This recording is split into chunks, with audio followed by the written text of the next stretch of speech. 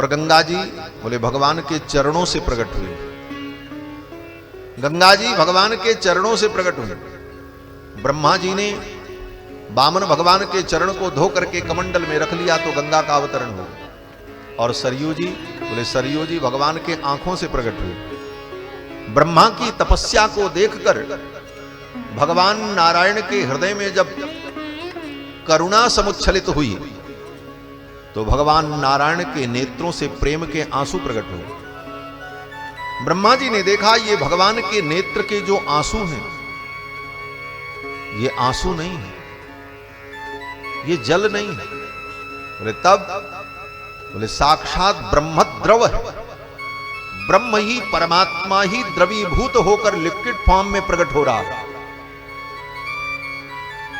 क्यों? बोले भगवान के अंदर दूसरा तत्व होता ही नहीं। हमारे आपके शरीर में तो दूसरे तीसरे तत्व हैं, जल है, पृथ्वी है, आकाश है, वायु है। लेकिन भगवान के विग्रह में बोले भगवान के विग्रह में एक ही तत्व होता है, सच्चिदानंद तत्व, आनंद तत्व, दूसरा कोई तत्व है ही नहीं।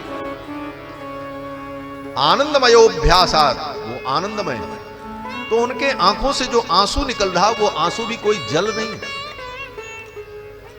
वो पानी नहीं है, अपितु भगवान का ही रूप है, ब्रह्मद्रव है। और ब्रह्मा जी ने अपने कमंडल में उस ब्रह्मद्रव को रोक लिया और उस ब्रह्मद्रव को कमंडल में रख करके ब्रह्मा जी ने ले जाकर के मनसा निर्मितम सरम, अपने मन के द्वारा निर्मित सरोवर में स्थापित किया। ब्रह्मा जी ने अपने संकल्प से, अपने मन के संकल्प से एक सरोवर का निर्माण किया जिसका नाम है मान सरोवर। लोग मान सरोवर दर्शन करने जाते हैं। मान सरोवर को ब्रह्मा जी ने अपने मन के संकल्प से बनाया, इसीलिए उसका नाम मान सरोवर, मानस सरोवर, इसलिए मान सरोवर। और उसी मान सरोवर में ले जाकर के ब्रह्मा जी ने उस जल को स्थापित कर दिया जो भगवान के आंखों से निकला।